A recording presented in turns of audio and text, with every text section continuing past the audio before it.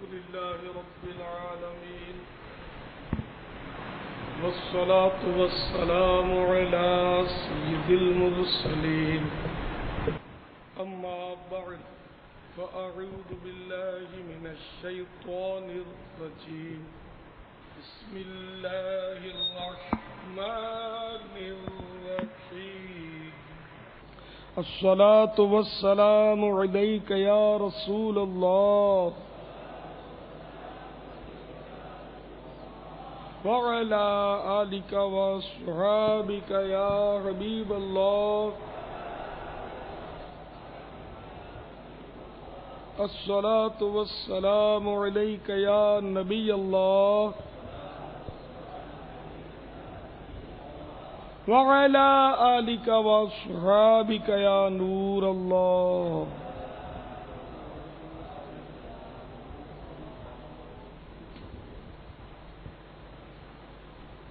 میٹھے میٹھے اسلامی بھائیوں، قریب قریب آ کر درس کی تعظیم کی نیت سے ہو سکے تو دو زانوں بیٹھ جائیے۔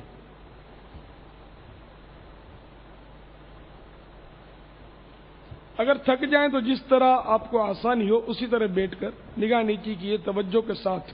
فیضان سنت جلد دوم کے باب غیبت کی تباہ کاریاں کا درس سنیے کہ لاپرواہی کے ساتھ ادھر ادھر دیکھتے ہوئے، زمین پر انگلی سے کھیلتے ہوئے، لباس بدن یا بالوں کو سہلاتے ہوئے سننے سے اس کی برکتیں زائل ہونے کا اندیشہ ہے۔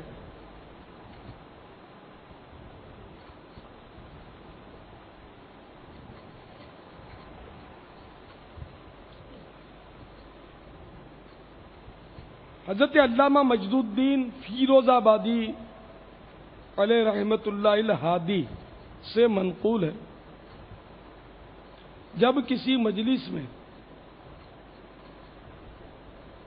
یعنی لوگوں کے درمیان بیٹھو اور کہو بسم اللہ الرحمن الرحیم وصلی اللہ علی محمد، تو اللہ عز و جل تم پر ایک فرشتہ مقرر فرما دے گا جو تم کو غیبت سے باز رکھے گا۔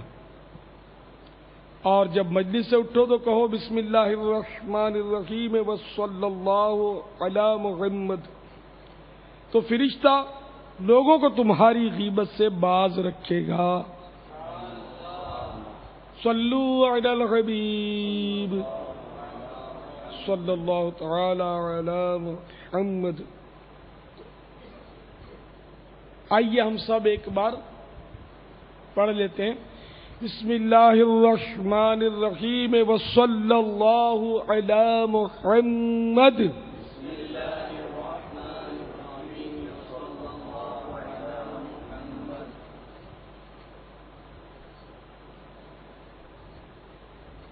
میٹھے میٹھے اسلامی بھائیوں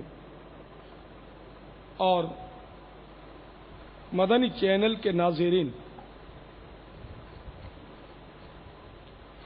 ماں باپ، بھائی بہن، میاں بیوی، ساس بہو، سسر داماد، نند بھاوج، بلکہ اہل خانہ و خاندان، نیز استاد و شاگرد، سیٹھ و نوکر، تاجر و گاہک، افسر و مزدور، مالدار و نادار، حکیم و محکوم، دنیا دار و دیندار، بوڑھا ہو یا جوان، الغرض تمام دینی اور دنیاوی شعبوں سے تعلق رکھنے والے مسلمانوں کی بھاری اکثریت اس وقت غیبت کی خوفناک آفت کی لپیٹ میں ہے۔ افسوس، 100 کروڑ افسوس، بیجا بک بک کی عادت کے سبب آج کل ہماری کوئی مجلس یعنی بیٹھک عموماً غیبت سے خالی نہیں ہوتی۔ بہت سارے پرہیزگار نظر آنے والے لوگ بھی بلا تکلف غیبت سنتے، سناتے، مسکراتے اور تائید میں سر ہلاتے نظر آتے ہیں۔ چونکہ غیبت بہت زیادہ عام ہے، اس لیے عموماً کسی کی اس طرف توجہ ہی نہیں ہوتی کہ غیبت کرنے والا نیک پرہیزگار نہیں بلکہ فاسق و گناہگار اور عذاب نار کا حقدار ہوتا ہے۔ قرآن و حدیث اور اقوال بزرگان دین رحمہم اللہ المبین سے منتخب کردہ غیبت کی 20 تباہ کاریوں پر ایک سرسری نظر ڈالیے، شاید خائفین یعنی خوف خدا رکھنے والوں کے بدن میں جھرجھری کی لہر دوڑ جائے۔ جگر تھام کر ملاحظہ فرمائیے، غیبت ایمان کو کاٹ کر رکھ دیتی ہے، غیبت برے خاتمے کا سبب ہے، بکثرت غیبت کرنے والے کی دعا قبول نہیں ہوتی، غیبت سے نماز روزے کی نورانیت چلی جاتی ہے، غیبت سے نیکیاں برباد ہوتی ہیں، غیبت نیکیاں جلا دیتی ہے، غیبت کرنے والا توبہ کر بھی لے تب بھی سب سے آخر میں جنت میں داخل ہوگا۔ الغرض غیبت کبیرہ گناہ قطعی حرام اور جہنم میں لے جانے والا کام ہے، غیبت زنا سے سخت تر ہے، مسلمان کی غیبت کرنے والا سود سے بھی بڑے گناہ میں گرفتار ہے، غیبت کو اگر سمندر میں ڈال دیا جائے تو سارا سمندر بدبودار ہو جائے، غیبت کرنے والے کو جہنم میں مردار کھانا پڑے گا، غیبت مردہ بھائی کا گوشت کھانے کے مترادف ہے،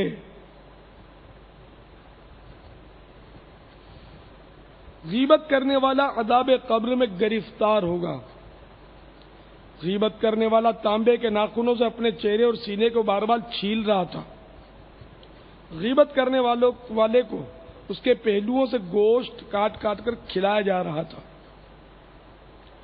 غیبت کرنے والا قیامت میں کتے کی شکل میں اٹھے گا، غیبت کرنے والا جہنم کا بندر ہوگا، غیبت کرنے والے کو دوزخ میں خود اپنا ہی گوشت کھانا پڑے گا، غیبت کرنے والا جہنم کے کھولتے ہوئے پانی اور آگ کے درمیان موت مانگتا دوڑ رہا ہوگا اور اس سے جہنمی بھی بیزار ہوں گے،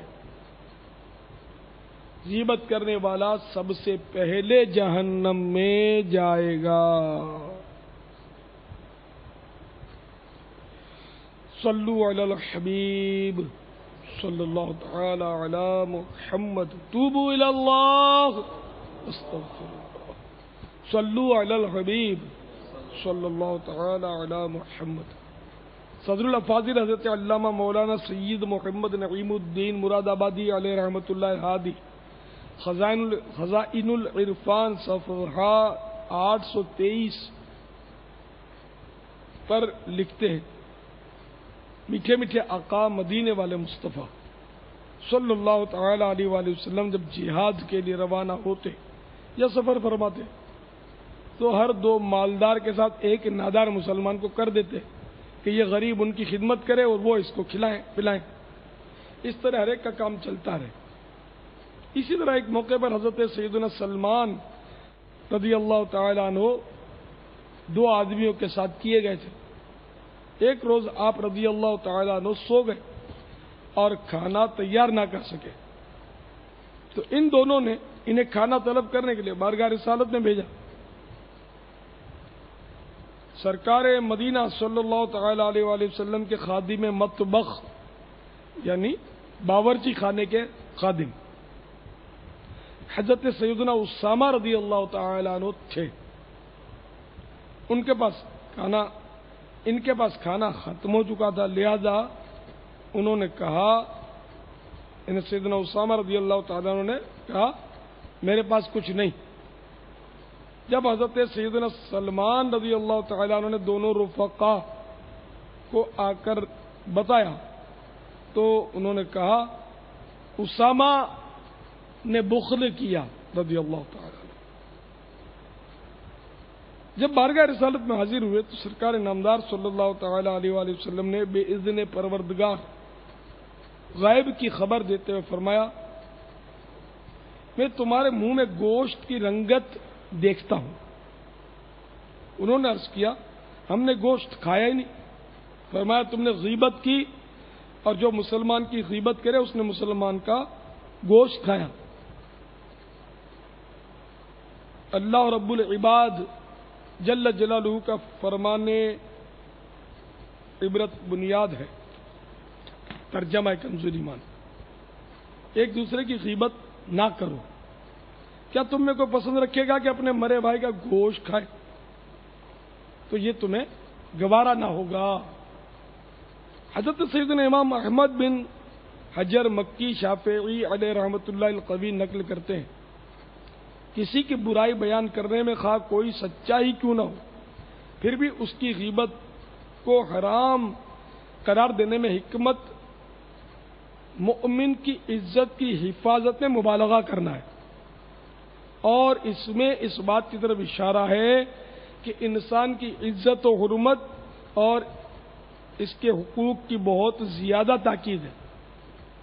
نیز اللہ عز و جل نے اس کی عزت کو گوشت اور خون کے ساتھ تشبیہ دے کر مزید پختہ و مؤکد کر دیا، اور اس کے ساتھ ہی مبالغہ کرتے ہوئے اسے مردہ بھائی کا گوشت کھانے کے مترادف قرار دیا۔ چنانچہ پارہ 26 سورۃ الحجرات آیت نمبر 12 میں ارشاد فرمایا۔ ترجمہ کنز ایمان، کیا تم میں کوئی پسند کرے گا کہ اپنے مرے بھائی کا گوشت کھائے؟ تو یہ تمہیں گوارا نہ ہوگا۔ عزت کو گوشت سے تشبیہ دینے کی وجہ یہ ہے کہ انسان کی بے عزتی کرنے سے وہ ایسی ہی تکلیف محسوس کرتا ہے جیسا کہ اس کا گوشت کاٹ کر کھانے سے اس کا بدن درد محسوس کرتا ہے، بلکہ اس سے بھی زیادہ، کیونکہ عقل مند کے نزدیک مسلمان کی عزت کی قیمت خون اور گوشت سے بڑھ کر ہے۔ سمجھدار آدمی جس طرح لوگوں کا گوشت کھانا اچھا نہیں سمجھتا، اسی طرح ان کی عزت پامال کرنا بدرجہ جائے اولا اچھا تصور نہیں کرتا، کیونکہ یہ ایک تکلیف دہ امر یعنی معاملہ ہے۔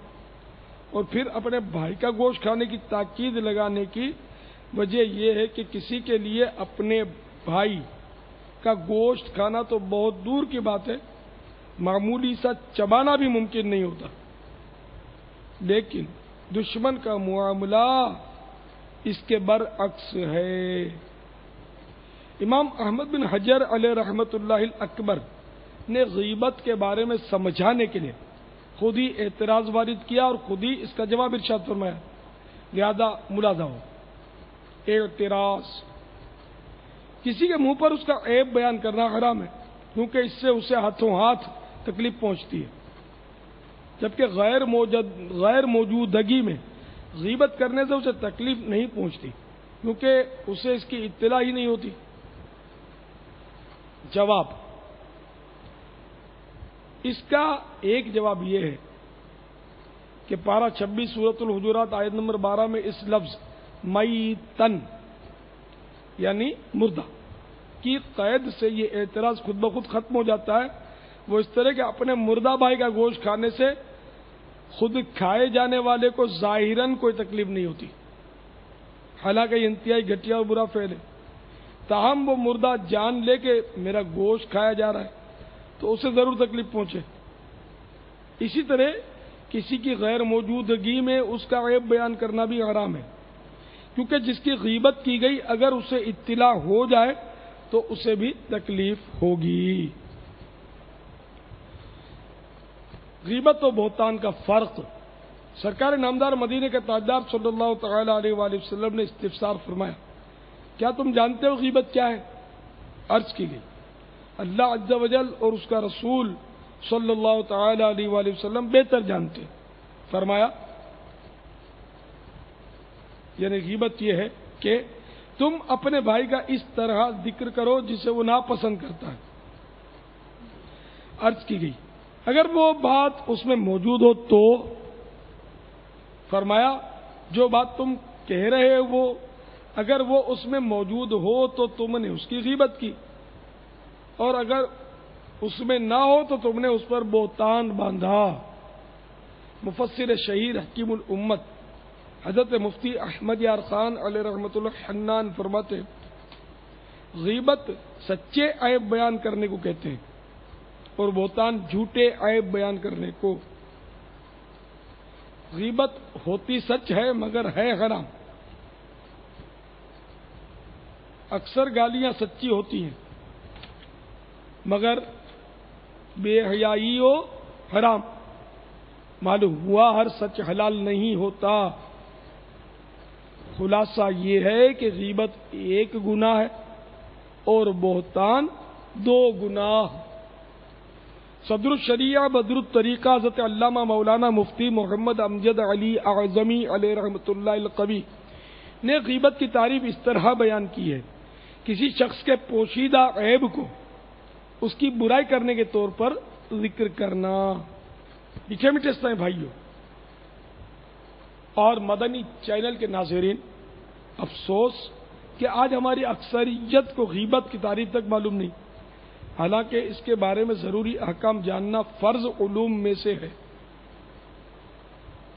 دعوت اسلامی کے اشاعتی ادارے مکتبۃ المدینہ کی مطبوعہ 300 صفحات پر مشتمل کتاب آنسوؤں کا دریا صفحہ 256 پر حضرت علامہ ابو الفرج عبد الرحمن بن جوزی علیہ رحمۃ اللہ القوی نے احادیث مبارکہ کی روشنی میں غیبت کی جو تعریف بیان فرمائی ہے وہ یہ ہے: تو اپنے بھائی کو ایسی چیز کے ذریعے یاد کرے کہ اگر وہ سن لے یا یہ بات اسے پہنچے تو اس کو ناگوار گزرے، اگرچہ تو اس میں سچا ہو، خواہ اس کی ذات میں کوئی نقص یعنی خامی بیان کرے، یا اس کی عقل میں، یا اس کے کپڑوں میں، یا اس کے فعل یا قول میں کوئی کمی بیان کرے، یا اس کے دین یا اس کے گھر میں کوئی نقص یعنی عیب بیان کرے، یا اس کی سواری یا اس کی اولاد، اس کے غلام یا اس کی کنیز میں کوئی عیب بیان کرے، یا اس سے متعلق یعنی تعلق رکھنے والی کسی بھی شے کا برائی کے ساتھ تذکرہ کرے، یہاں تک کہ تیرا یہ کہنا کہ اس کی آستین یا دامن لمبا ہے، سب غیبت میں داخل ہیں۔ تو میٹھے میٹھے اسلام بھائیوں، آپ نے غیبت کی تعریف بھی ملاحظہ کر لی، اب غیبت کا عذاب بھی سن لیجئے کہ کتنا سخت ہے۔ یقیناً غیبت انتہائی تباہ کار ہے۔ اسی غیبت کے باعث آج اکثر گھر میدان کارزار بنے ہوئے ہیں، خاندانوں اور برادریوں میں، محلوں اور بازاروں میں، عوام و خواص کے اکثر طبقوں میں، بلکہ سنتی خدمت کا جذبہ رکھنے والے متعدد افراد کے درمیان بھی اسی غیبت کے باعث نفرت کی منحوس دیواریں قائم ہیں۔ مرنے کے بعد نازک بدن غیبت کا ہولناک عذاب کیسے برداشت کر سکے گا؟ سنو سنو، سرور کائنات شاہ موجودات محبوب رب الارض والسماوات عز و جل و صلی اللہ تعالی علیہ وآلہ وسلم کا فرمان عبرت نشان ہے: معراج کی رات میں ایسی عورتوں اور مردوں کے پاس سے گزرا جو اپنی چھاتیوں کے ساتھ لٹک رہے تھے، تو میں نے پوچھا اے جبرائیل یہ کون لوگ ہیں؟ عرض کی یہ منہ پر عیب لگانے والے اور پیٹھ پیچھے برائی کرنے والے ہیں، اور ان کے متعلق اللہ عز و جل ارشاد فرماتا ہے، ترجمہ کنز الایمان: خرابی ہے اس کے لیے جو لوگوں کے منہ پر عیب کرے، پیٹھ پیچھے بدی کرے۔ سرکار دو عالم نور مجسم شاہ بنی آدم رسول محتشم صلی اللہ تعالی علیہ وآلہ وسلم کا فرمان عبرت نشان ہے: میں شب معراج ایسی قوم کے پاس سے گزرا جو اپنے چہروں اور سینوں کو تانبے کے ناخنوں سے نوچ رہے تھے۔ میں نے پوچھا اے جبرائیل یہ کون لوگ ہیں؟ کہا یہ لوگوں کا گوشت کھاتے یعنی غیبت کرتے تھے اور ان کی عزت خراب کرتے تھے۔ مفسر شہیر حکیم الامت حضرت مفتی احمد یار خان علیہ رحمت الحنان فرماتے ہیں ان پر خارش کا عذاب مسلط کر دیا گیا تھا اور ناخن تانبے کے دھاردار اور نکیلے تھے، ان سے سینہ چہرہ کھجلاتے تھے اور زخمی ہوتے تھے۔ خدا کی پناہ، یہ عذاب سخت عذاب ہے، یہ واقعہ بعد قیامت ہوگا جو حضور انور صلی اللہ تعالی علیہ وآلہ وسلم نے آنکھوں سے دیکھا۔ مزید فرماتے ہیں یعنی یہ لوگ مسلمانوں کی غیبت کرتے تھے اور ان کی آبرو ریزی یعنی عزت خراب کرتے تھے۔ یہ کام عورتیں زیادہ کرتی ہیں، انہیں اس سے عبرت لینی چاہیے۔ تو اے میرے میٹھے میٹھے اسلامی بھائیوں اور مدنی چینل کے ناظرین، کبھی تنہائی میں غور کیجئے کہ ہماری کمزوری کی حالت تو یہ ہے کہ معمولی خارش بھی برداشت نہیں ہوتی، ناخن کا معمولی چرکا یعنی ہلکا سا چیرا بھی سہا نہیں جاتا، تو اگر غیبت کر کے بغیر توبہ کیے مر گئے اور تانبے کے ناخنوں سے چہرہ اور سینہ چھیلنے اور نوچنے کی سزا دی گئی تو اس سخت ترین اذیت کی سہار کیوں کر ہوگی؟ غیبت کے ایک اور دل ہلا دینے والے عذاب کی روایت سنیے اور تھر تھر کانپیے۔ حضرت سیدنا ابو سعید خدری رضی اللہ تعالیٰ عنہ روایت کرتے ہیں کہ سرور کائنات چھائے موجودات صلی اللہ تعالیٰ علیہ وآلہ وسلم کا فرمان عبرت بنیاد ہے، جس رات مجھے آسمانوں کی سیر کرائی گئی تو میرا گزر ایک ایسی قوم پر ہوا جن کے پہلوؤں سے گوشت کاٹ کر خود انہی کو کھلایا جا رہا تھا۔ انہیں کہا جاتا کھاؤ، تم اپنے بھائیوں کا گوشت کھایا کرتے تھے۔ میں نے پوچھا اے جبرائیل یہ کون ہیں؟ عرض کی آقا یہ لوگوں کی غیبت کیا کرتے تھے۔ الحمدللہ تبلیغ قرآن و سنت کی عالمگیر غیر سیاسی تحریک دعوت اسلامی کے محکے مدنی ماحول میں بکثرت سنتیں سیکھی اور سکھائی جاتی ہیں۔ ہر جمعرات کو فیضان مدینہ محلہ سوداگران پرانی سبزی منڈی میں مغرب کی نماز کے بعد ہونے والے سنتوں بھرے اجتماع میں ساری رات گزارنے کی مدنی التجا ہے۔ عاشقان رسول کے مدنی قافلوں میں سنتوں کی تربیت کے لیے سفر اور روزانہ فکر مدینہ کے ذریعے مدنی انعامات کا رسالہ پر کر کے ہر مدنی ماہ کے ابتدائی 10 دن کے اندر اندر اپنے یہاں کے ذمہ دار کو جمع کروانے کا معمول بنا لیجئے۔ انشاءاللہ عز و جل اس کی برکت سے ایمان کی حفاظت کے لیے کڑنے، گناہوں سے نفرت کرنے اور پابند سنت بننے کا ذہن بنے گا۔ ہر اسلامی بھائی اپنا یہ مدنی ذہن بنائے کہ مجھے اپنی اور ساری دنیا کے لوگوں کی اصلاح کی کوشش کرنی ہے انشاءاللہ عز و جل۔ اپنی اصلاح کی کوشش کے لیے مدنی انعامات پر عمل اور ساری دنیا کے لوگوں کی اصلاح کی کوشش کے لیے مدنی قافلوں میں سفر کرنا ہے انشاءاللہ عز و جل۔ اللہ کرم ایسا کرے تجھ پہ جہاں میں اے دعوت اسلامی تیری دھوم مچی ہو۔ الحمدللہ رب العالمین والصلاة والسلام علی سید المرسلین یا رب مصطفیٰ عز و جل وصلی اللہ تعالی علیہ وآلہ وسلم بطفیل مصطفیٰ صلی اللہ تعالی علیہ وآلہ وسلم ہمارے ماں باپ کی اور ساری امت کی مغفرت فرما۔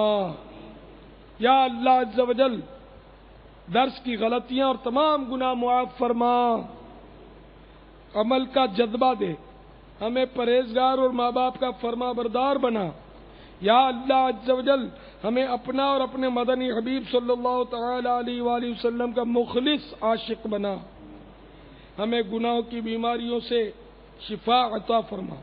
یا اللہ عز و جل ہمیں مدنی انعامات پر عمل کرنے، مدنی قافلوں میں سفر کرنے اور انفرادی کوشش کے ذریعے دوسروں کو بھی مدنی کاموں کی ترغیب دلوانے کا جذبہ عطا فرما۔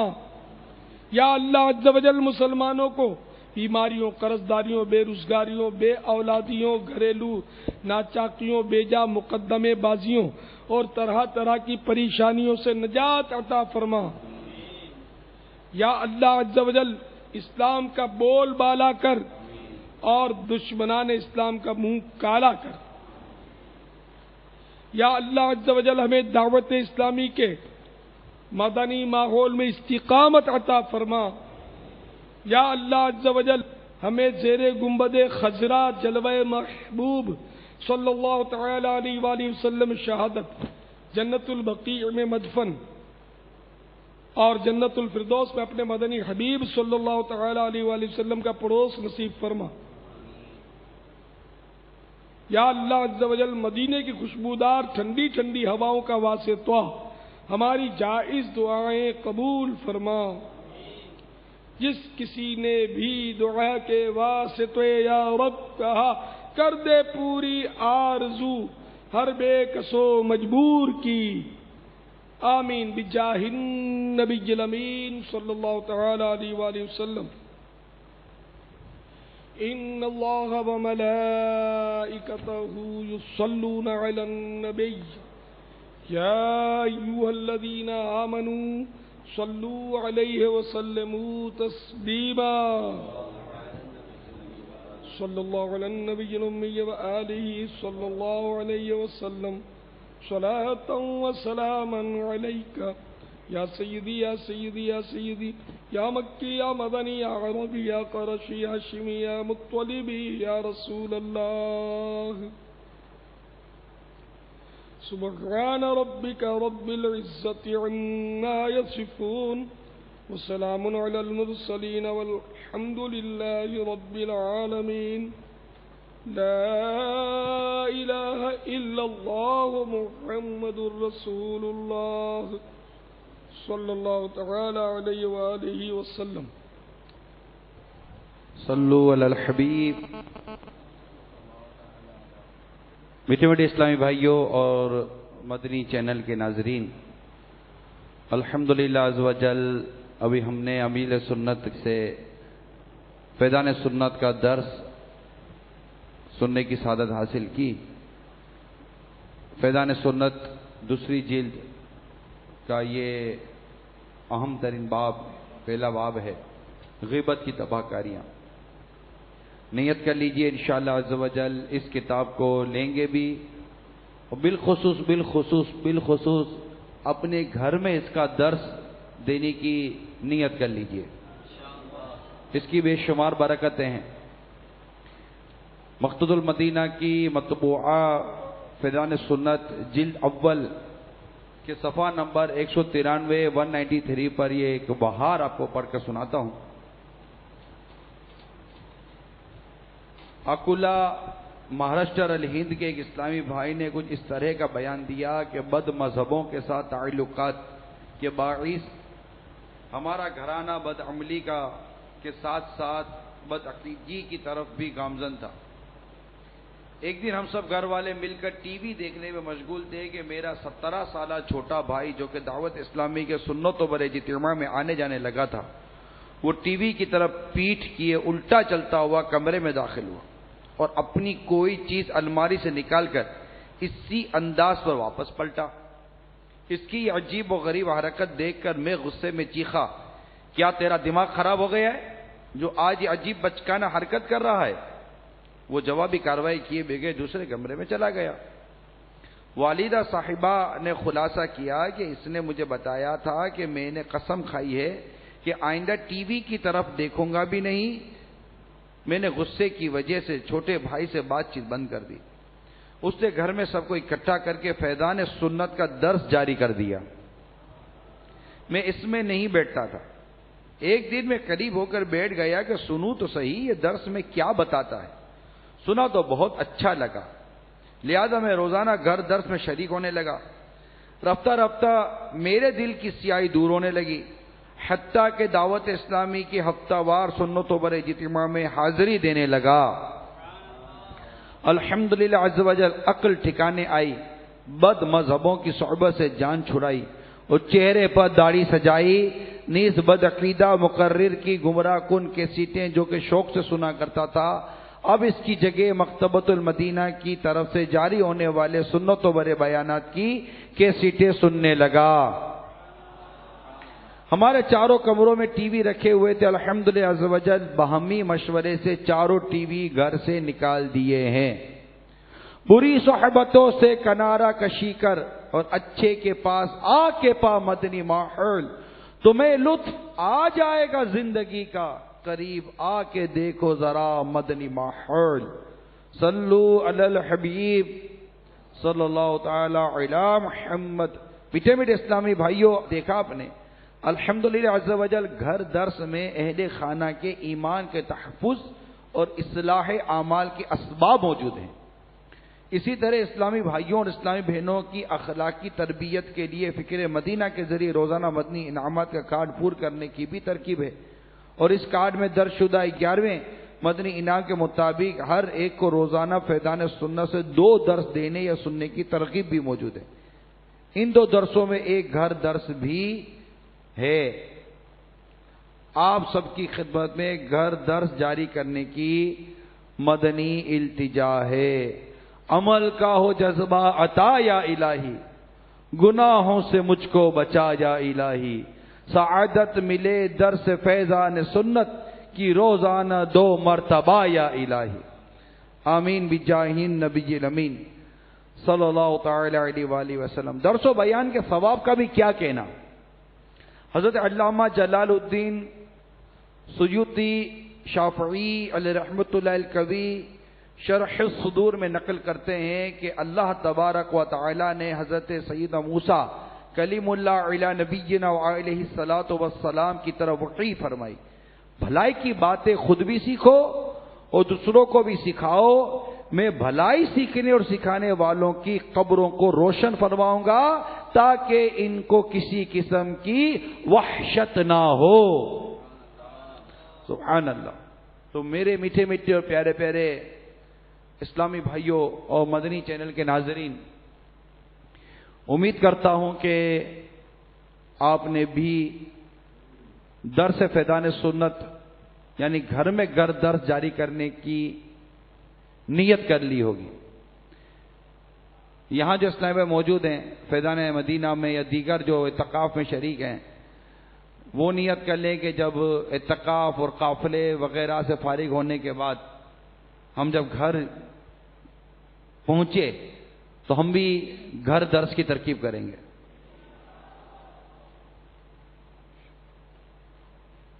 पापा ये इरशाद फरमाइए कि आपने ये दर्स दिया, लेकिन ये देखा कि जो लिखा था वही आपने पढ़कर सुनाया और कुछ भी, मतलब हालांकि आपने किताब माशाल्लाह तहरीर की, मुरतब की, तो और दुआ आप करते रहते हैं, लेकिन दुआ भी आपने मतलब जो इसमें लिखी थी वही की।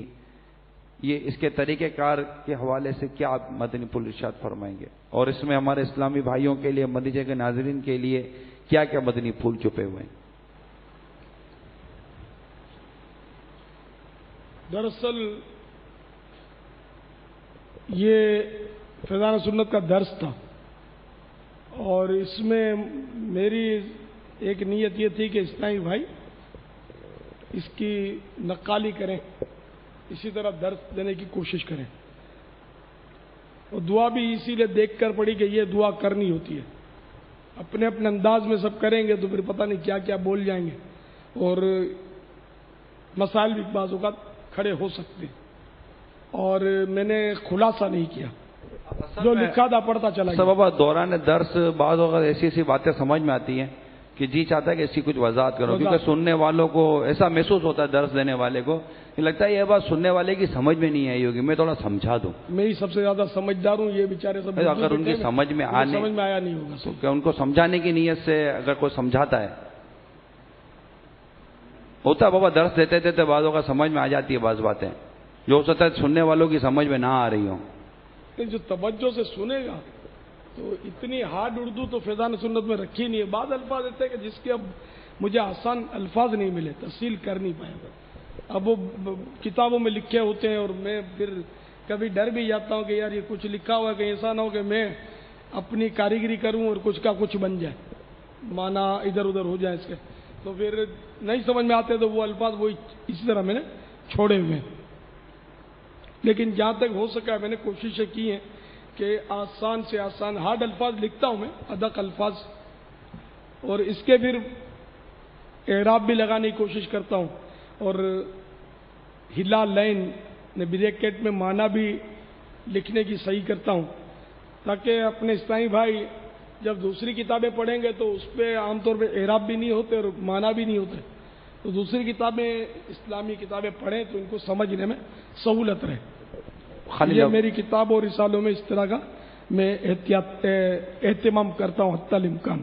خالی لفظوں کا معاملہ نہیں نا، بعض اوقات ہو سکتا ہے کہ کئی ایسی روایات درس دینے والے کے ذہن میں آئیں جو آپ نے نقل نہیں کی ہیں، تو ایک آدھ اگر اس طرح کی ترکیب اگر ہو کوئی اسلامی بھائی درس دیتے وقت، درس دیتے وقت۔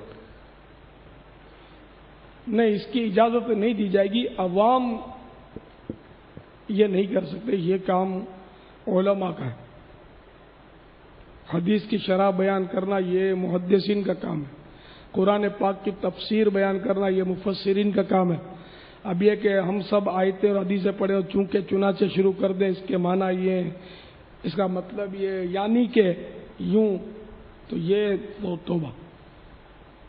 جاہل جو ہے وہ اگر قرآن کی تفسیر بیان کرے اپنی اٹکل سے یا حدیث کی شرح بیان کرے اپنی اٹکل سے، تو اگرچہ وہ اٹکل کی وجہ سے اٹکل میں درست بھی کہہ گیا، اندھیرے میں تیر لگ گیا اس کا، اور درست شرح یا تفسیر اس نے کر ڈالی، مگر اپنی اٹکل سے کی، علماء نے لکھی ہے وہ نہیں کی، اپنی سوچ کے مطابق ایسے ہی کر دی اٹکل سے، اور وہ صحیح بھی ثابت ہو گئی، تب بھی گناہگار ہے، تب بھی گناہگار ہے۔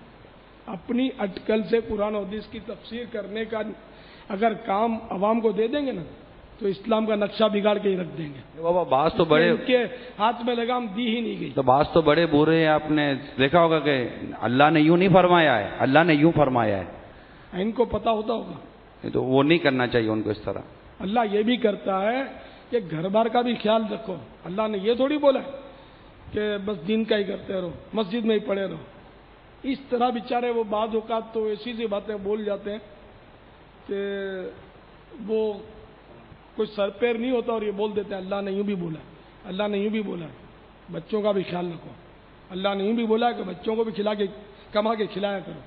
اب اللہ نے کہاں بولا یہ کس کی ضرورت کہ بھائی یہ آپ کون سی آیت کا ترجمہ کر رہے ہیں، قرآن کی کون سی آیت میں اللہ نے کہا، تو یار یہ کس کی ضرورت، بلکہ دوسرا بھی ہم یہاں کر رہا ہوتا ہے، تو یہ اگر مفسر اصغر ہے تو دوسرا مفسر اعظم بن جاتا ہے اس کی تفسیر کے ہم یہاں کر، تو ایسی جہالت ہے کہ توبہ۔ تو سب کو ڈرنا چاہیے کہ اللہ تعالیٰ نے یہ فرمایا، مدنی مصطفیٰ صلی اللہ تعالیٰ علیہ وآلہ وسلم نے وہ فرمایا، یہ کہتے ہوئے 112 بار آدمی سوچ لے کہ کہاں فرمایا، واقعی فرمایا یا نہیں۔ تو اگر جھوٹ باندھے گا تو حدیث پاک میں کہ جو جان بوجھ کر مجھ پر جھوٹ باندھے وہ حدیث پاک کا یہ مضمون ہے کہ میں بھی جب تک کنفرم نہیں یاد ہوتا نا یہ نہیں کہتا، آپ بارہ سنتے ہوں گے کہ سرکار صلی اللہ تعالیٰ علیہ وآلہ وسلم نے یہ فرمایا ہے، بلکہ حدیث پاک میں یہ مضمون ہے کہ جو مجھ پر جھوٹ باندھے اور جو مجھ پر جان بوجھ کر جھوٹ باندھے وہ اپنا ٹھکانہ جہنم میں بنا لے۔ اچھا، یہ مضمون بھی ہر ایک نہیں بیان کر سکتا کہ حدیث میں یہ مضمون ہے، حدیث میں یہ مضمون ہے کر کے آپ وہ جو سمجھ میں آئے بولتے چلے جائیں۔ حدیث آپ نے پڑھی ہو، آپ کو معلوم ہو، اتنا علم ہو آپ کے پاس کہ آپ مضمون بھی بیان کریں گے تو مضمون ہوگا درست۔ یہاں بھی ہے وہ اٹکل پچو سے کام لینے کی اجازت نہیں ملے گی، تو اسی لیے میری تو یہی تاکید رہتی ہے کہ جو لکھا ہے پڑھ کے سنا دو، اپنی طرف سے کچھ بھی اس میں ملاوٹ نہ کرو۔ 24ویں پارے کی ابتدا میں ارشاد ہوتا ہے، میرے آقا نعمت امام اہل سنت عظیم البرکت عظیم المرتبت پروان شمع رسالت مجدد دین و ملت مولانا شاہ امام احمد رضا خان علیہ رحمت الرحمن اپنے شہرۂ آفاق ترجمہ قرآن کنز الایمان میں اس کا ترجمہ کچھ یوں کرتے ہیں، تو اس سے بڑھ کر ظالم کون جو اللہ پر جھوٹ باندھے۔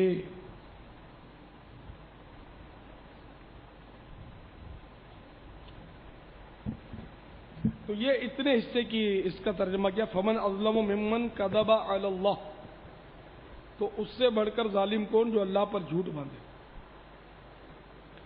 خیر اس سے مراد غالباً تفسیروں میں یہ ہے کہ جو جھوٹا شان نزول بیان کرے، غالب بن یاد پڑتا ہے۔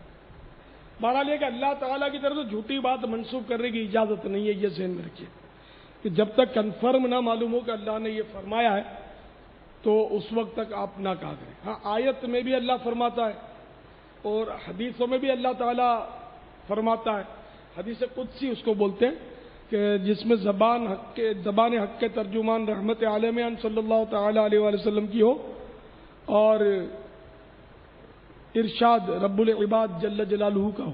اسے بہت ساری حدیثیں کہ جس میں اللہ تعالیٰ نے محبوب کی زبان پر کلام فرمایا، جیسے کہ حدیث قدسی ہے۔ حدیث قدسی اسی کو بولتے ہیں کہ اللہ تعالیٰ کا فرمان ہوتا ہے، اور سرکار صلی اللہ علیہ وسلم وہ بتاتے ہیں ہم کو۔ تو اس میں یہ کہ حدیث قدسی میں کہ اللہ تعالیٰ فرماتا ہے، ایک حدیث قدسی میں اللہ تعالیٰ فرماتا ہے انا عند الظن عبدی بی، میں اپنے بندے کے گمان سے بھی قریب ہوں۔ اسی طرح کی اور بہت ساری روایتیں کہ جن میں حدیث قدسی ہیں، احادیث قدسیہ، کہ ان میں اللہ تعالیٰ کے فرامین بیان کیے گئے ہیں۔ واللہ تعالی اعلم ورسولہ اعلم عز وجل وصلی اللہ تعالی علیہ وآلہ وسلم۔ تو بہرحال فیضان سنت کا درس جو لکھا ہے من و عن وہ پڑھ کے اپنے کو سنانا ہے، چونکہ چنانچہ یعنی کہ اگرچہ کچھ بھی نہیں کرنا، اور اردو میں جو لکھا ہے وہ پڑھنا ہے، عربی عبارتوں کو نہیں پڑھنا ہے، الا علماء بے شک پڑھے۔ اسی طرح دعا جو لکھ کر دیے وہی پڑھنی ہے، اس کو رٹ لیں یا دیکھ کر وہ دعا کر دیں۔ طریقہ کار بھی اس میں لکھا ہوا ہے کیسے درس دینا ہے؟ جی ہاں، ورنہ بعض اوقات بڑی آزمائش ہو جائے گی آپ کے لیے، یہ دعا میں بھی بہت احتیاط کرنی ہوتی ہے۔ ایک پرانا واقعہ مجھے یاد آ رہا ہے کہ ایک بار کہیں میرا بیان تھا، شاید رمضان کا مہینہ تھا، بہت پرانی بات ہے، لیکن میں الحمدللہ بہت شروع سے کافی احتیاطیں لے کر چل رہا ہوں۔ تجربات تو ہوتا ہے لیکن بس اللہ کی دین بھی ہوتی ہے، تو شروع سے ہی بہت احتیاط کر کے پھونک کے، لیکن بہرحال بھولیں تو پہلے بھی کرتا تھا، اب بھی کرتا ہوں، آئندہ بھی بھولوں سے میں مبرہ نہیں ہوں، بھولیں تو ہوتی رہتی ہے۔ تو کسی سیاسی لیڈر کے بارے میں دعا کی پرچی آئی کہ آپ دعا کر دیں اس کے لیے۔ اب میں بڑا پریشان کہ میں اس کے لیے دعا کروں گا تو بہت سارے لوگ میرے خلاف نہ ہو جائیں گے، کیا مجھے تو سب کو ساتھ لے کر چلنا ہے۔ تو ان کا پھر بار بار تھوڑا اصرار بھی رہا کہ اس کے لیے آپ دعا کریں، یہ بیمار ہے۔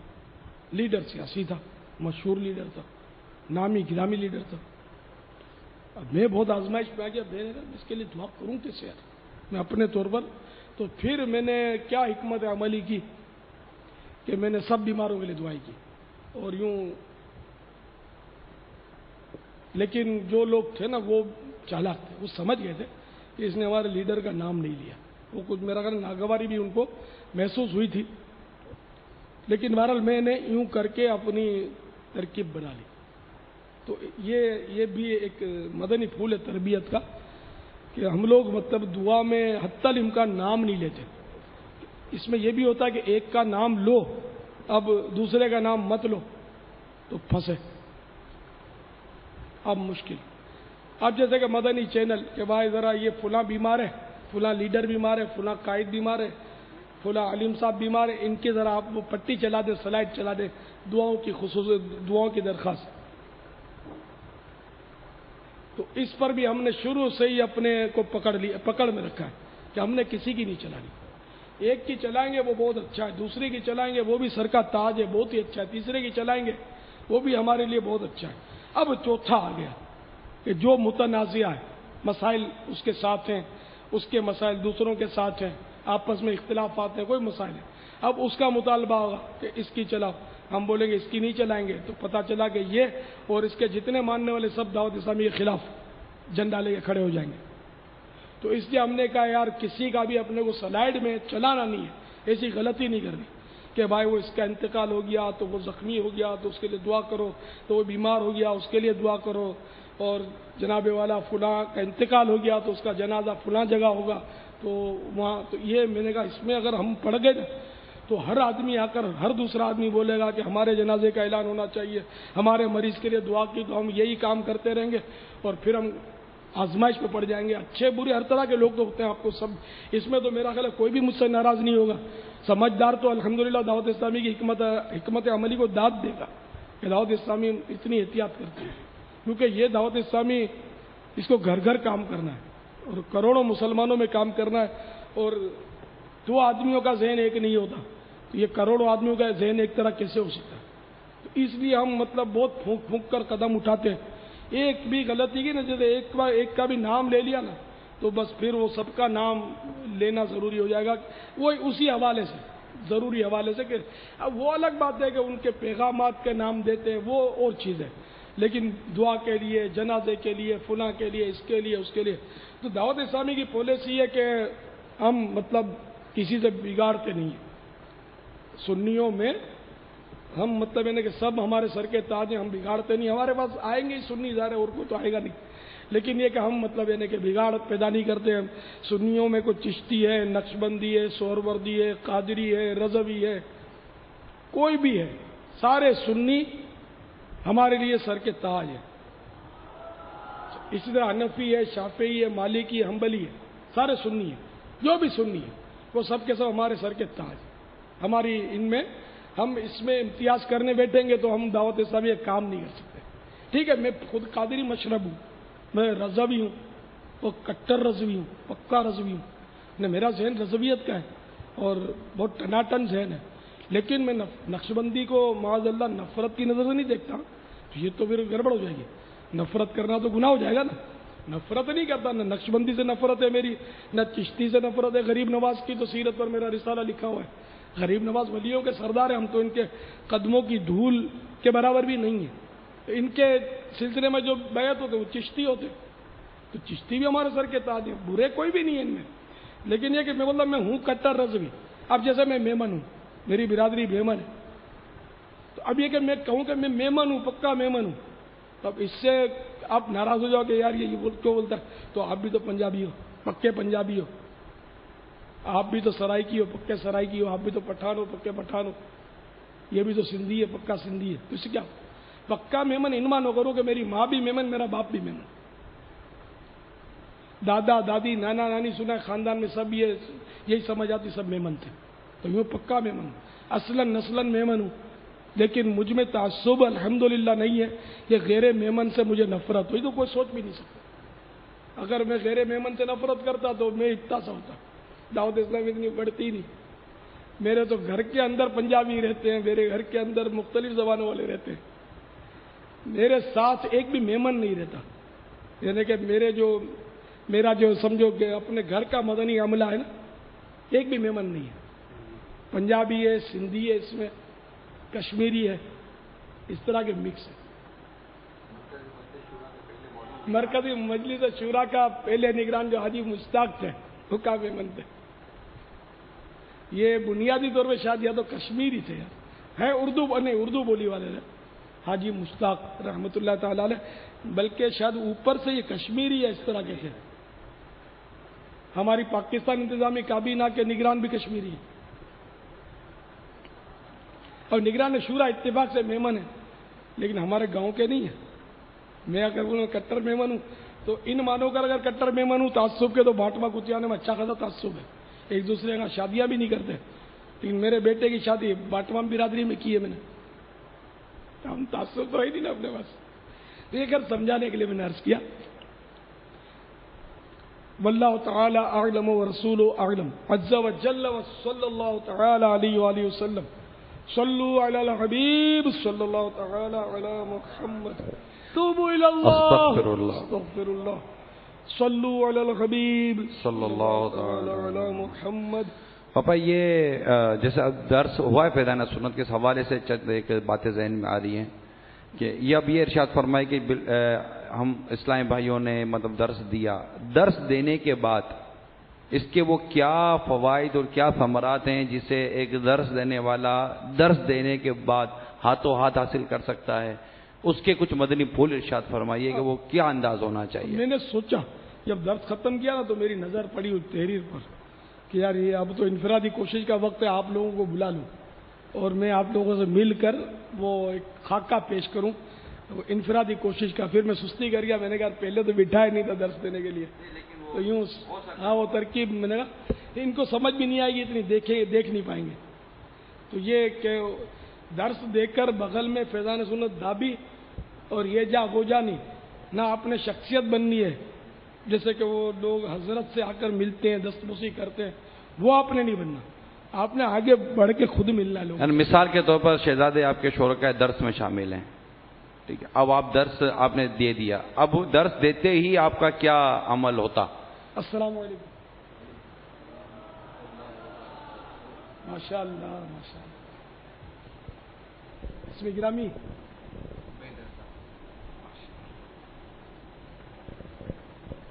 اللہ تعالیٰ آپ کا درس میں بیٹھنا قبول فرمائے اور کوشش فرمایا کریں جب جب موقع ملے درس میں تشریف رکھا کریں انشاءاللہ۔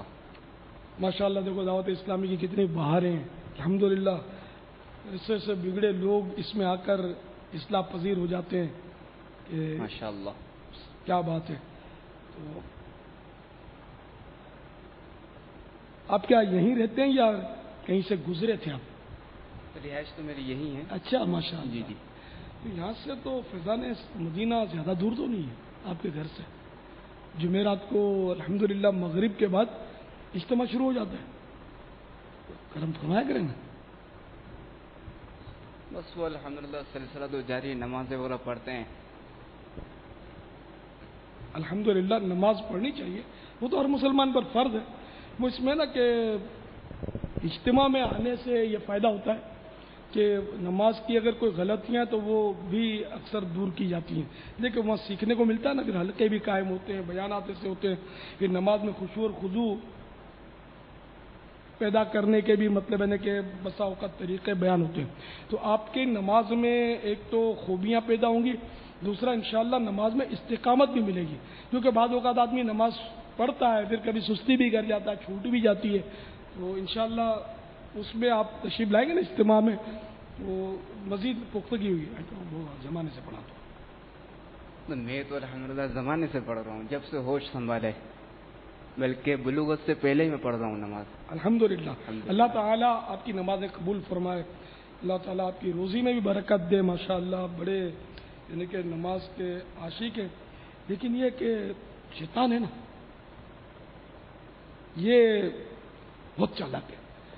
میں نے ایک قصہ پڑھا تھا، ہماری ایک کتاب یعنی کہ دعوت اسلامی کی کتاب ہے، وہ عیون الحکایات، غالباً اس میں ایک قصہ پڑھا تھا کہ دو بھائی ہوتے تھے، ان میں ایک بھائی اوپر رہتا تھا دوسرا نیچے۔ اوپر رہتا تھا وہ عبادت کرتا تھا، وہ نیچے جو تھا وہ گناہوں میں پڑا رہتا تھا، تو وہ گھر سے باہر ہی نہیں نکلتا تھا، عبادت ہی کرتا رہتا تھا، نمازیں پڑھتا رہتا تھا۔ آپ تو ماشاءاللہ فرض نمازیں پڑھتے ہیں، وہ تو کثرت سے نوافل بھی پڑھتا تھا فرض کے علاوہ، بہت عبادت کرتا تھا۔ اس طرح اس عبادت کرتے کرتے اس کی عمر 40 سال کی ہو گئی، تو اس کے دل میں بس ایک خیال آیا کہ مجھے شیطان کو دیکھنا چاہیے، اس کو شیطان کو دیکھوں گا۔ شیطان بھی منتظر تھا، تو اس نے اپنے آپ کو ظاہر کیا کہ میں آ گیا ہوں، تم نے یاد کیا تو۔ اور پھر شیطان نے اس کو ترکیب میں لے کر اس سے بات کر کے اس کو بولا کہ آپ کی عمر جو ہے نا یہ 80 سال کی ہے، 40 سال گزر چکے، آدھی عمر گزر چکی، ابھی آدھی باقی ہے، آپ مطمئن رہے۔ دیکھو تو 40 سال تک آپ نے دنیا کی کوئی رنگینی نہیں دیکھی، آپ کی جوانی بھی ایسے گزر رہی ہے، یہ کھیلنے کے کودنے کے دن ہے، آدمی ذرا دنیا کی رونق بھی دیکھے، تو ابھی 40 سال آپ کے باقی ہیں، تو ایسا کرو نا، آدھا آدھا کر لو. دین کے ساتھ دنیا بھی تو ہونی چاہیے. تو آپ ایسا کرو کہ آپ 20 سال تھوڑا باہر بھی نکلو، تھوڑا مطلب گھومو پھرو، تھوڑا بہت یعنی کہ عیش کرو. اللہ بہت بڑا مہربان غفور رحیم ہے. تھوڑے بہت اگر گناہ بھی ہو جاتے ہیں تو ٹھیک ہے، مطلب آپ کر، اللہ کی رحمت بہت بڑی ہے. 20 سال باقی ہیں آپ کے لیے، پھر 20 سال کے بعد توبہ کر لینا، عبادت کرنا خود. اب شیطان کی یہ بات اس کی کھوپڑی میں بیٹھ گئی.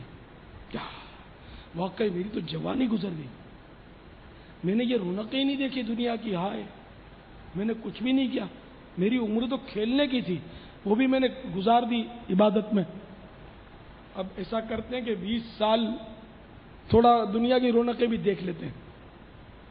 تو میرا بھائی جو چھوٹا نیچے ہے وہ بڑا تجربہ کار ہے، وہ مجھے دنیا کی تھوڑی رنگینیاں دکھائیں گا، تو اس کے ساتھ تھوڑی میں رنگ رلیاں بھی منا لوں. یہ اس نے نیت کری.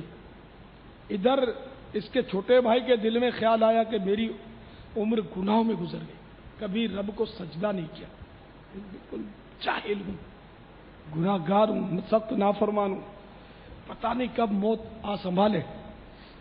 مجھے اپنے رب کو راضی کرنا چاہیے، مجھے توبہ کرنی چاہیے، مجھے اب کچھ عبادت کر لینی چاہیے. تو چلو کیا ہی اچھا ہوتا کہ میں بڑے بھائی سے مشورہ کر لوں، اس کی صحبت اختیار کر لوں، تو مجھے بھی سیکھنے کو ملے گا اور میں بھی کچھ اللہ اللہ کر لوں گا. اب بڑا بھائی اپنے چھوٹے بھائی کی صحبت میں گناہوں کے لیے آنے کی نیت سے دروازے سے قدم باہر رکھتا ہے، سیڑھی پر رکھتا ہے. ادھر چھوٹا بھائی نیک بننے کے ارادے سے کہ میں سدھرنا چاہتا ہوں، اس ارادے سے اس نے کمرے سے قدم باہر نکالا، سیڑھی پر رکھا. وہ گناہ کے ارادے سے سیڑھی اتر رہا ہے، یہ سدھرنے کے ارادے سے سیڑھی چڑھ رہا ہے. بڑے بھائی کا پیر آدھے راستے میں پھسلتا ہے سیڑھی پر، اور وہ لڑکیاں کھاتا ہوا چھوٹے بھائی پہ گرتا ہے، اور دونوں اس چوٹ سے زمین پر پٹخنی کھاتے ہیں کہ دونوں کا دم نکل جاتا ہے، دونوں مر گئے.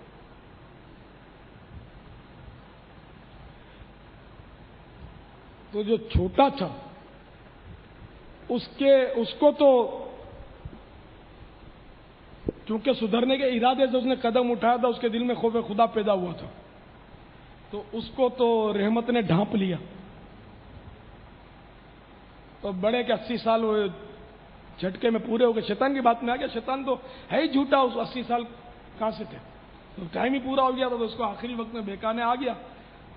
تو اب یہ کہ وہ چھوٹا جو تھا وہ اپنی نیت کی وجہ سے برباد ہو گیا، کہ گناہ کی نیت سے اس نے پختہ عزم کر لیا تھا گناہ کا کہ اب مجھے 20 سال گناہ کرنے ہیں، اس وجہ سے وہ مصیبت میں پڑ گیا. تو اس لیے سمجھے میرے بھائی، تو زندگی کا کوئی بھروسہ نہیں ہے. آپ کی عمر بھی ماشاءاللہ بھی جوان ہے، آپ کہاں 40 سال آپ کی عمر ہوئی ہے. میں انشاءاللہ بہت جلدی فارغ کرتا ہوں آپ کو. آپ مہربانی کریں اور شیطان کے چنگل سے بچنے کے لیے مدنی ماحول سے وابستگی اختیار کریں اور اجتماع میں آئیں. دیکھو نا، 40 سال عبادت گزار کو بھی شیطان نے گمراہ کر کے مروا دیا. تو اس لیے کسی کو بھی شیطان سے بے خوف نہیں رہنا چاہیے. اللہ تعالیٰ آپ کی مشکلیں آسان فرمائے. اللہ تعالیٰ آپ کے بچوں کو بھی تندرست رکھے، آپ کو بھی تندرست رکھے، نیکیوں بھری سنتوں بھری طویل زندگی عطا فرمائے. تو آپ ضرور آئیے گا اور وہاں سے مدنی قافلے میں بھی سفر کیجیے گا انشاءاللہ. آپ وعدہ تو نہیں کر سکتا. ہاں نہیں، وعدہ کرنا بھی نہیں چاہیے جب کہ پکا ارادہ نہ ہو. اصل میں وہ گھر میں اجازت بھی لینی پڑے گی نا، والد صاحب سے، والدہ سے. نہیں، ہاں آپ انشاءاللہ اجازت لے لیں. تو اگر آپ ہر کام اجازت سے ہی کرتے ہیں تو بہت اچھی بات ہے. ابھی بھی سارے اجازت سے ہی آتے ہوں گے 5 نمازوں کے لیے آپ، تو ٹھیک ہے، آپ اجازت لے لیں. کھانا بھی اجازت سے کھاتے ہوں گے. یہ جوابات آپ دیجیے گا نہیں. میں ذرا میرا بیٹا ہے نا، اس لیے وہ بے تکلفی میں آ گیا. نہیں، یہ جواب کینسل ہے. تو آپ بے شک ماں باپ سے اجازت دے لیجئے، انشاءاللہ امید ہے وہ اجازت دے دیں گے. اچھی جگہ کے لیے اللہ کے گھر میں بھی بلا رہا ہوں نا میں آپ کو. اللہ کرے گا بھائی جاتے تھے، ضرور تشریف لائیے گا انشاءاللہ.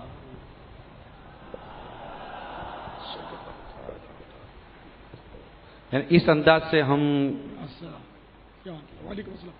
اب اس کو 2 قدم ذرا چلے اس کے ساتھ چلے. آگے پہنچانے کے لیے دعا میں یاد رکھیے گا. انشاءاللہ. آپ کا بڑا وقت لے لیا، معافی چاہتا ہوں. کوئی بات نہیں. جزاک اللہ. اچھا، اس میں نے قافلے کی دعوت دی تو یہ بھی موقع نہیں تھا، غلطی ہو گئی میری. جب اجتماع کے لیے ایک کو راضی کر رہے ہیں اور اسی پر کوشش کر رہے ہیں تو قافلے کا بولیں گے نا تو بدک جائے گا وہ کہ اب تو پکڑ کے مجھے لے جائیں گے 3 دن کے لیے، 30 دن کے لیے. تو موقع کی مناسبت سے یا تو قافلے کی دعوت دی تو قافلے پر انفرادی کوشش کرے، نیکی کی دعوت میں چلنے کے لیے علاقائی دورے پر چلنے کے لیے کوشش کی تو اسی کی طرف زور دے، مدنی انعامات کی دعوت دی تو اسی کی طرف دھیان دے. تو کئی باتیں ایک ساتھ اپنے کر دیں گے نا، یہ بھی کرنا آپ کو، یہ بھی کرنا وہ بھی کرنا، تو گھبرا جائے گا. میں پہلی ملاقات میں بات اس طرح بھائی وہ کرتے ہیں کہ وہ داڑھی رکھوانے کی کوشش کرتے ہیں، امامہ بھی بندوا دیتے ہیں. اب یہ ماڈرن ہے بیچارہ، داڑھی کا بولو یہ بولے گا، آپ کا اگر روب ہے تو ہاں بولے گا، امامہ تو بھی ہاں بولے گا، مدنی سوٹ بھی آپ نے پہننا ہے تو ہاں بولے گا. تو بیچارہ یوں اگر دل میں اس کے نیت نہیں ہے اور اس نے ہاں بول دیا تو یہ گناہوں میں پڑتا رہا، گناہ کرتا رہا. یہ جان چھڑانے کے لیے بول رہا ہے کہ مولانا بھی لیکچر دے گا میں نہ بولوں گا تو ہاں کرتا رہے گا. یہ میں نے اس میں غیبت کی تباہ کاریاں میں اس طرح کے مکالمے دیے ہیں، انفرادی کوشش کا غلط انداز، درست انداز وغیرہ یہ دیے ہیں. آپ پڑھیں گے تو انشاءاللہ آپ پڑھیں تو آپ کو پتا چلے گا اس میں کیا ہے. انشاءاللہ آپ کے 14 طبق روشن ہو جائیں گے. اس میں تنظیمی طور پر بھی الحمدللہ اتنے مدنی پھول ہیں جو بات بات پہ ہمارے مبلغین اپنی نادانیوں کی وجہ سے جھوٹ بول جاتے ہیں، جھوٹے وعدے لے لیتے ہیں، جھوٹے ارادے کروا دیتے ہیں، جھوٹی نیتیں کروا دیتے ہیں، سب اس میں بھرا ہوا ہے. تو انشاءاللہ موقع کی مناسبت سے یہ ہو سکا تو یہاں بھی آپ کو مدنی مذاکرے میں بھی اس طرح کی معلومات فراہم کی جاتی رہے گی انشاءاللہ عز و جل. تو میں نے اتنا طول دیا تو اب انہوں نے گھڑی دیکھی، آپ نے دیکھا نا، اب گھڑی دیکھی تو میں سمجھ گیا کہ یہ اکتا گئے. تو یہ انہوں نے یہ بھی تربیت کی خاطر گھڑی دیکھی، آپ کی تربیت کے لیے کہ اگر کوئی گھڑی دیکھے تو سمجھ جاؤ کہ یہ اب جانا چاہتا ہے. گھڑی دیکھے، چہرہ بگاڑے، تھوڑا ادھر دیکھے، یوں لاپرواہی سے سنے تو سمجھ جاؤ کہ یہ سننا نہیں چاہتا، تو اس کو بہت جلدی فارغ کر دیا جائے. اور جو دلچسپی لے اس کو ٹھیک ہے تھوڑا سنا دیا جائے. تو موقع کی مناسبت سے انفرادی کوشش کرنا چاہیے. اگرچہ آپ یہ مدنی پھول ہمارے درس دینے والوں کو تو آپ مطلب آپ نہیں سمجھ رہے کہ اس وقت وہ لوگ بھی سن رہے ہیں جو درس میں بیٹھیں گے تو وہ گھڑی دیکھیں گے، یار چلو ان کے وہ حضرت صاحب نے فرمایا تھا کہ جب گھڑی دیکھو تو ان کو چھوڑ دو، تو میں ذرا گھڑی دیکھ لوں، میں تھوڑا ادھر ادھر دیکھوں تاکہ یہ جلدی مولانا میرے کو چھوڑ دے. نہیں تو درس دینے والے کو تو مولانا پکڑ کے کہاں رکھتا ہے؟ درس دینے والے تو اٹھ کے چلے ہی جاتے ہیں. یہ جو انفرادی کوشش میں گفتگو کر رہے ہیں نا، بات اس کی ہے. اور درس تو دینا ہی اپنی کیا کتنی منٹ لی؟ 7 منٹ لکھے. 7 منٹ کا درس دینا. آج پھر میں نے کیا کوشش کی کہ وہ اب ابتدا تھی تو کتاب کی بھی ابتدا تھی، تو میں نے کہا کچھ تعریفات وغیرہ آ جائیں. پھر تھوڑا سا چھوڑ کر میں نے وہ غیبت کی وعیدیں بھی سنا دی تاکہ غیبت کا جب یہ سب کچھ بتایا تو آدمی ڈر بھی تو پیدا ہو جو پہلی بار سنا ہو کہ غیبت بہت تباہ کار ہے، اس سے بچنا ضروری ہے. ہم نے کیا نیت کی ہے؟ ہم نے یہ نیت کی تھی جب آپ کا درس شروع ہوا میں نے گھڑی دیکھی، اور نیت یہ تھی کہ درس فیضان سنت اور اس کے مدنی پھول وہ پوری ایک VCD تیار ہو جائے. انشاءاللہ تعالی یہ بہت فائدہ ہوگا دعوت اسلامی والوں کو. اللہ صلو علی الحبیب.